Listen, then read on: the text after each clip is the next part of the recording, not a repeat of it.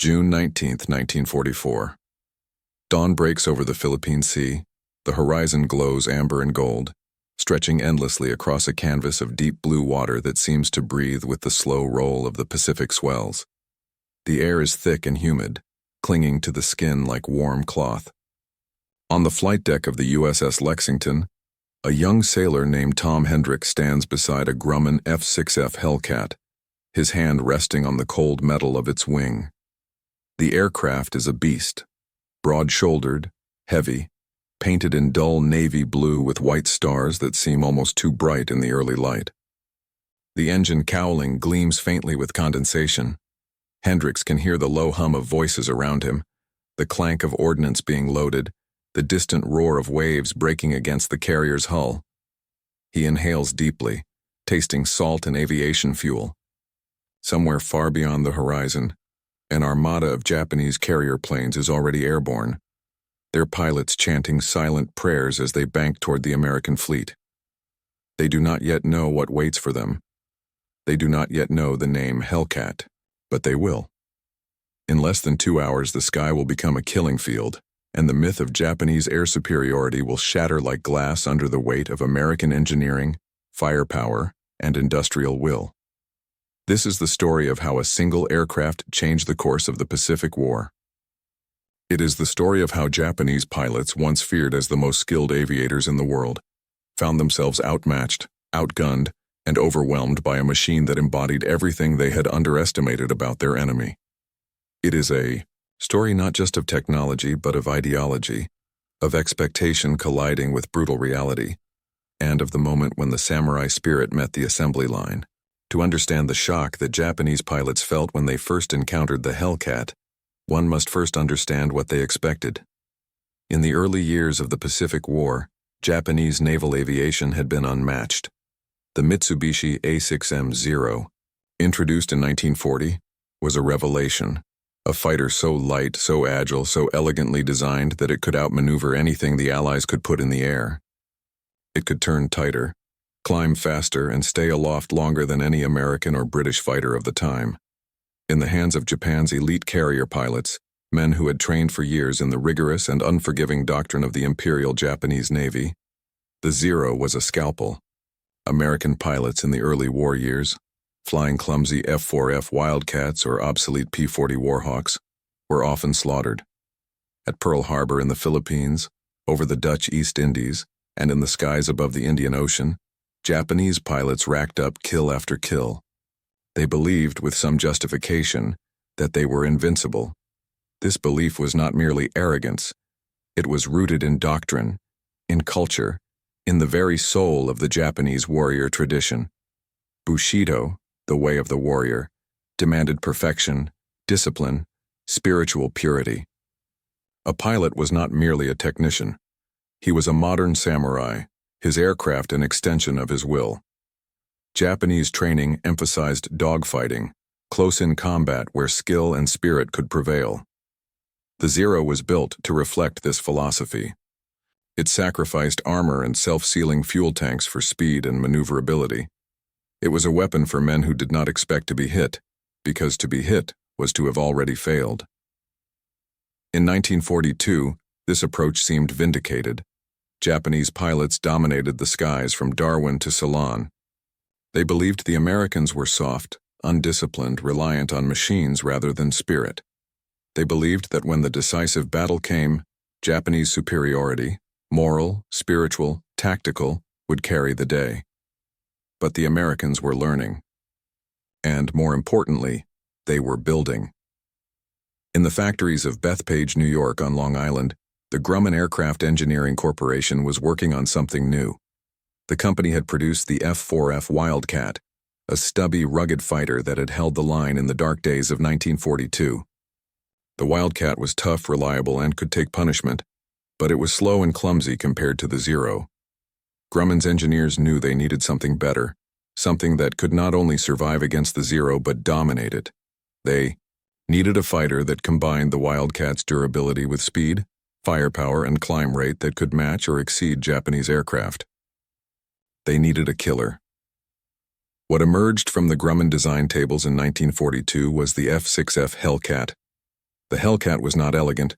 It was not a graceful machine. It was a brute, a heavyweight brawler built for one purpose: to kill Zeros and to bring its pilot home alive. It was larger and heavier than the Zero, powered by a massive Pratt & Whitney R2800 double wasp engine that produced 2,000 horsepower. It could reach speeds of over 380 miles per hour. It could climb at 3,500 feet per minute. It was armed with 6 50 caliber machine guns, each capable of firing 800 rounds per minute, enough firepower to shred an enemy aircraft in seconds. But more than speed or guns, the Hellcat was tough. It had armor plating behind the pilot's seat.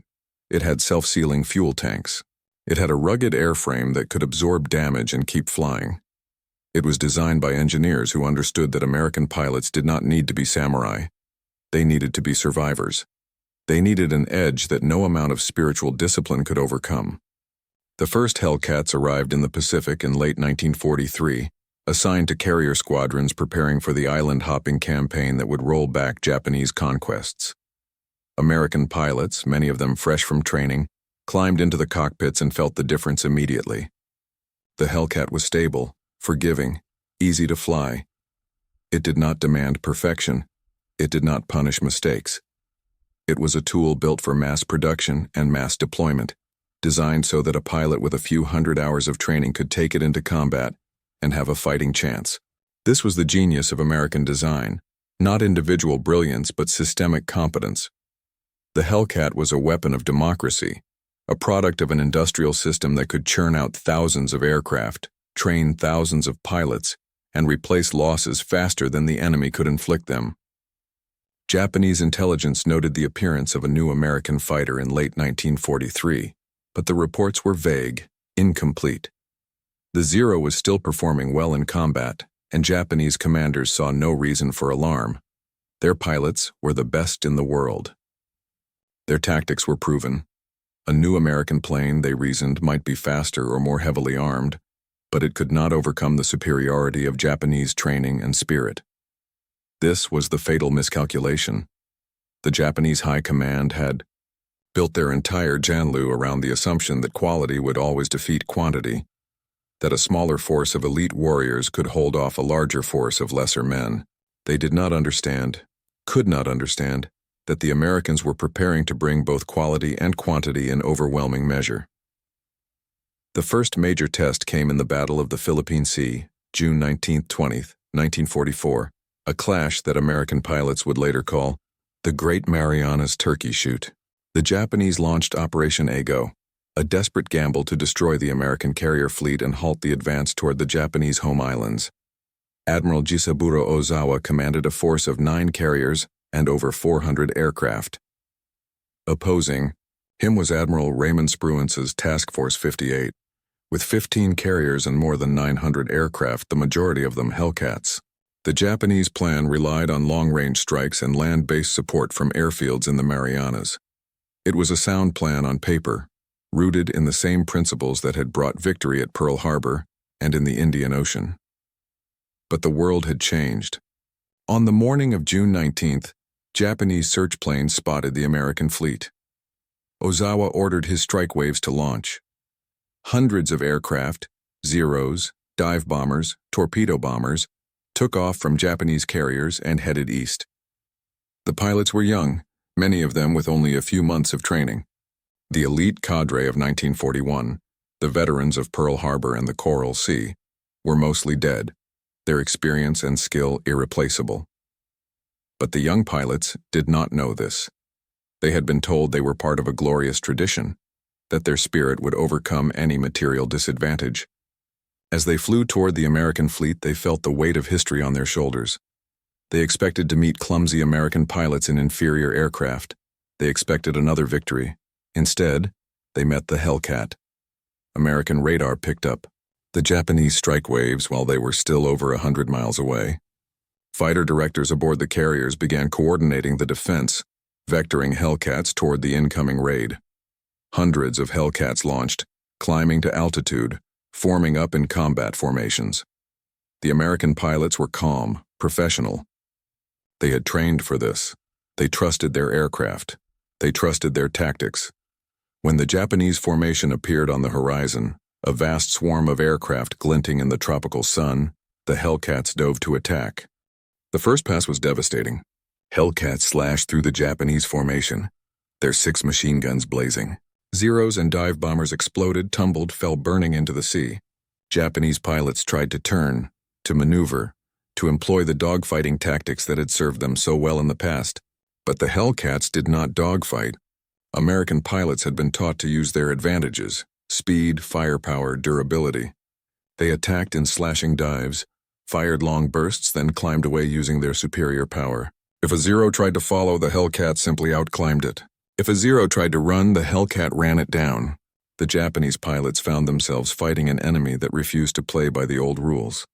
An enemy that turned every engagement into a test of raw performance, and the Hellcat simply performed better. Lieutenant Alex Vratsiu, flying from the USS Lexington, shot down 6 Japanese aircraft in a single mission that day. His wingman later recalled that the sky was so full of burning planes it looked like a fireworks display. Vratsiu himself described the combat in clinical terms.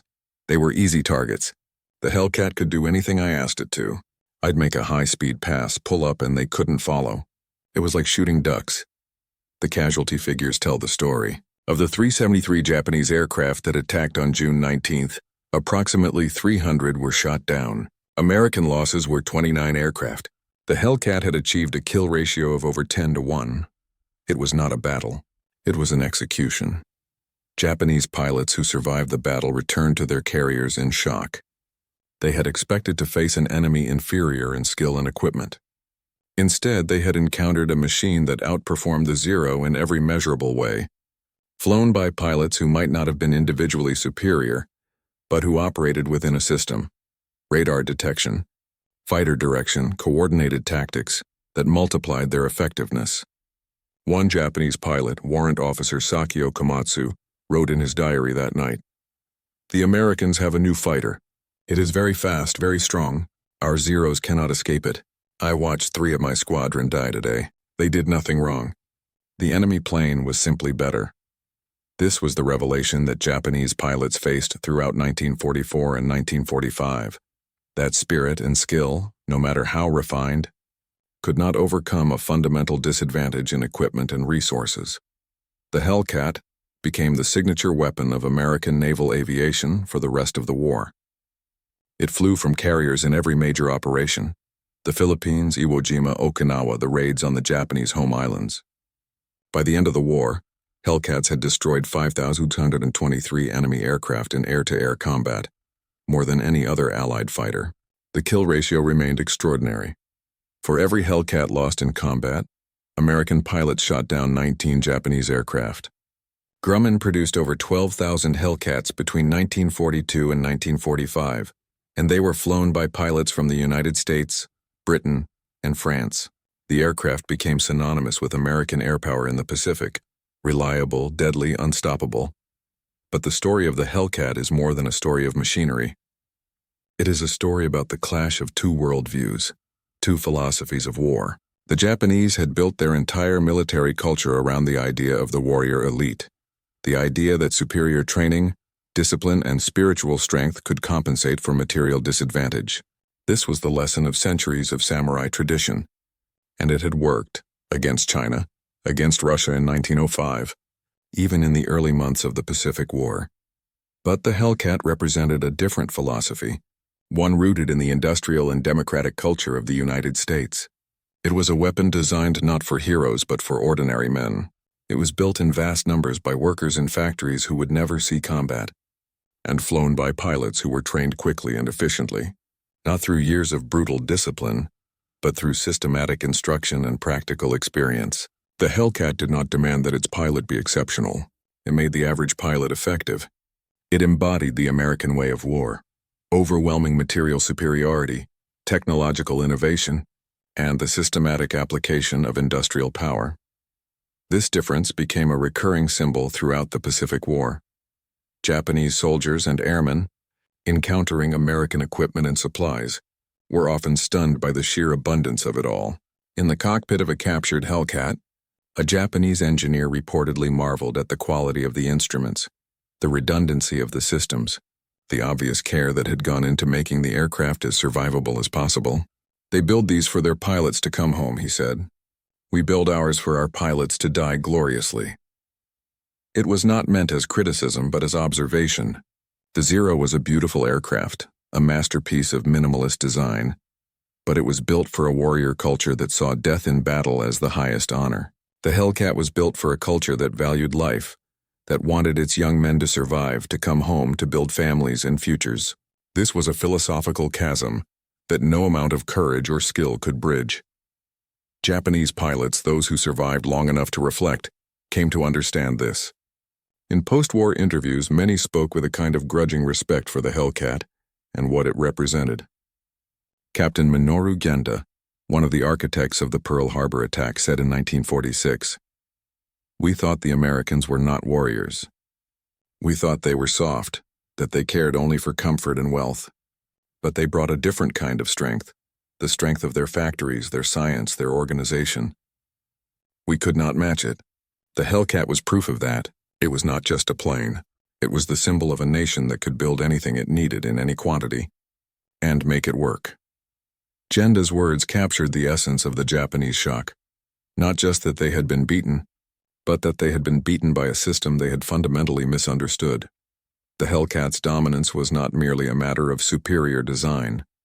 It was also the product of American industrial capacity. Grumman's factory in Bethpage operated around the clock, employing tens of thousands of workers, many of them women, filling the roles left vacant by men who had gone to war. The assembly line was a marvel of efficiency, producing a new Hellcat every few hours at peak output. Compare this to Japan, where the Mitsubishi factory struggled to produce a few hundred Zeros per month, hampered by shortages of aluminum, fuel, and skilled labor. By 1944, the disparity was overwhelming. For every Zero that rolled off a Japanese assembly line, 5 or 6 Hellcats were built in America, and every Hellcat was flown by a pilot who had been trained in relative safety, far from the front lines, with ample fuel and time to practice. Japanese pilots, by contrast, were often rushed through abbreviated training programs, sent into combat with minimal experience, because Japan simply could not afford the luxury of long, thorough training cycles. The result was predictable. American pilots got better as the war went on, while Japanese pilots got worse. This industrial and training disparity had a psychological impact that cannot be overstated. Japanese pilots, especially the younger ones who entered service in 1944 and 1945, often spoke of a feeling of hopelessness when they saw the size of the American fleets, the number of aircraft in the sky, the relentless waves of attacks that came day after day. One pilot, Ensign Yasuo Kuwahara, wrote in his memoir, "We knew we could not win. Every day there were more American planes, more American ships. We shot down 10 and 20 more appeared. It was like trying to stop the ocean with our hands." The Hellcat, in this context, became a symbol not just of American technological prowess, but of American inevitability. The sense that no matter how hard Japan fought, no matter how many individual battles it won, the sheer weight of American resources would eventually crush all resistance. There were moments, individual encounters, where the Hellcat's impact was almost theatrical in its demonstration of American power. In October 1944, during the Battle of Leyte Gulf, a single Hellcat pilot named Commander David McCampbell engaged a formation of over 60 Japanese aircraft, Zeros, dive bombers, torpedo planes, heading toward the American fleet. McCampbell and his wingman attacked, and for over 90 minutes they fought a running battle, diving, firing, climbing, diving again. McCampbell personally shot down 9 aircraft that day, his wingman 6 more. The rest of the Japanese formation scattered or turned back. When McCampbell landed on the USS Essex, his Hellcat's guns were empty, the wings peppered with bullet holes, the fuselage stained with oil and cordite. He climbed out of the cockpit exhausted and said simply, "The plane did everything I asked." His Medal of Honor citation noted that his actions had prevented a potentially devastating attack on the fleet, but it was the image of that single Hellcat, battered but unbroken, that captured the imagination of his fellow pilots. It was proof that in the right hands, with the right machine, one man could make a difference, and that the Hellcat gave its pilots the tools to do so. Yet the Hellcat's success also carried a darker undercurrent. As the war dragged on, as Japanese resistance became more desperate, the Hellcat found itself facing not skilled pilots in Zeros, but kamikazes, young men in obsolete planes loaded with explosives, flying one-way missions to crash into American ships. The Hellcat pilots who intercepted these suicide attacks faced a different kind of challenge. There was no honor in shooting down a kamikaze, no thrill of combat. It was simply grim necessity. The kamikazes were slow, clumsy, easy targets for the Hellcat's guns, but they kept coming, wave after wave, and every pilot knew that even one successful kamikaze could kill hundreds of sailors. The Hellcat became a guardian, a shield patrolling above the fleet in endless circles waiting for the next attack. Pilots described it as exhausting, soul-draining work.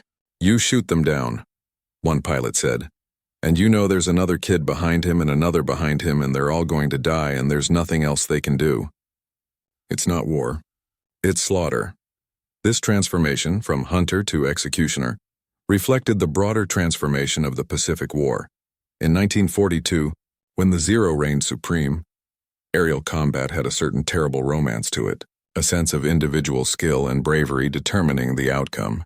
By 1945, it had become industrialized, mechanized, impersonal. The Hellcat was the perfect weapon for this new kind of war. It was efficient, reliable, mass-produced. It turned air combat into a science, a matter of tactics and statistics rather than individual heroism. This was both its strength and its tragedy. It won the war, but in doing so it revealed the cold logic of modern warfare, that in the end, resources and production matter more than courage or spirit. Japanese survivors of the air war, in their post-war writings, often returned to the image of the Hellcat as a symbol of their defeat. It was not the atomic bombs, not the invasions, not even the firebombing of their cities that haunted them most. It was the memory of those blue Navy fighters, swarming like hornets, inescapable, implacable. The Hellcat represented everything that had gone wrong with Japan's war strategy. It was proof that Japan had underestimated its enemy, had clung too long to outdated doctrines, had failed to understand the nature of industrial total war. In the immediate post-war years as Japan rebuilt, the Hellcat became a subject of study in Japanese military academies and engineering schools, not with bitterness, but with a kind of analytical fascination. How had the Americans done it? How had they designed, built, and deployed such a weapon in such numbers so quickly? The answers were sobering. A culture that valued innovation and efficiency over tradition, an economy that could mobilize vast resources without collapsing, a political system that could sustain a long war without fracturing. These were lessons that Japan, in its militaristic arrogance, had failed to learn until it was too late. There is a recording made in 1947 of an interview with a former Zero pilot named Lieutenant Toshio Hashimoto. He had flown in the Battle of the Philippine Sea and survived, one of the few. The interviewer asked him what he remembered most about that day. Hashimoto was silent for a long time, and then he said, "I remember seeing the Hellcats for the first time. They were everywhere. Big, fast, so many of them. We had been told we were the best, that our spirit was unbreakable. But when I saw those planes, I knew we had already lost. Not the battle, the war. We had lost the war because they had become better than us and we did not even know it." His voice, preserved on crackling tape, carries a weight of sadness and resignation. It is the voice of a man who had believed in something, a code, a tradition, a vision of how the world should be, and had watched it crumble in the face of a brutal, undeniable reality. The Hellcat itself became a relic surprisingly quickly. By 1946, with the war over, most were scrapped or sold off, replaced by the new generation of jet fighters that would define the Cold War. A few survived, preserved in museums or flown by collectors, their engines still growling with that deep, unmistakable roar. But the legend of the Hellcat endured. For American pilots, it was the plane that had won the Pacific, the plane that had brought them home. For Japanese pilots, it was the dragon they could not slay, the embodiment of an enemy they had never truly understood. And for historians, it remains a case study in how technology, industrial capacity, and doctrine intersect to shape the outcome of wars. In the end, the story of the Hellcat is a story about expectations and reality. The Japanese expected to face an enemy weakened by decadence and softness, an enemy that could be beaten through superior spirit and skill. What they found instead was an enemy that had harnessed the full power of industrial modernity, that had turned factories into weapons, that had built a machine capable of overwhelming even the most dedicated and skilled warriors. The Hellcat was not just a fighter plane. It was a statement that in the modern world, victory belongs not to the most courageous but to the most capable, not to the most disciplined but to the most productive, not to those who glorify death, but to those who value life enough to protect it with overwhelming force. June 19, 1944. The sun sets over the Philippine Sea, painting the water in shades of crimson and gold. On the deck of the USS Lexington, Tom Hendricks watches as the Hellcats return one by one, their propellers windmilling as they approach the carrier, their landing gear dropping with a solid thunk. Some have bullet holes, some are missing pieces of wing or tail, but they are coming home and their pilots are alive, and that is what matters. Hendricks thinks about the Japanese pilots out there somewhere in the dark water, clinging to wreckage or already drowned, and he feels not triumph but a kind of quiet sorrow. They had been brave, he knows. They had fought hard. But bravery is not enough, not when the enemy has built something like the Hellcat. He rests his hand on the wing of the nearest fighter, feeling the warmth of the metal still hot from the afternoon's combat. Somewhere in a factory in New York, another Hellcat is rolling off the assembly line. Somewhere in a training field in Florida, another pilot is learning to fly it. The war will go on, but the outcome is no longer in doubt. The age of the samurai is over. The age of the machine has begun. And the Hellcat, ugly and brutal and unstoppable, is its herald.